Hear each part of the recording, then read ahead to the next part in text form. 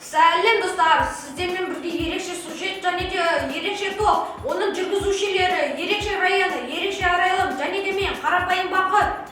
Қазақтар Абайдың батысын Жамбылдың жасын берсін деген бар. Жамбыл Жабаев атамыз 100 жыл, яғни бір ғасыр өмір сүрген. Бақыт, саған да Абайдың басын Жамбылдың жасын тілеймін. Маған ше.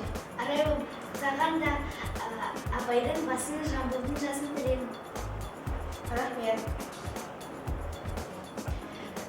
Жамбыл Жабаев ұлы отан соғысында қазақ жауынгерлеріне рух берген. Ленинградтық өлеңім атты ән жазды. Жамбыл Жабаев атамыздың көптеген бірнеше марапаттары бар.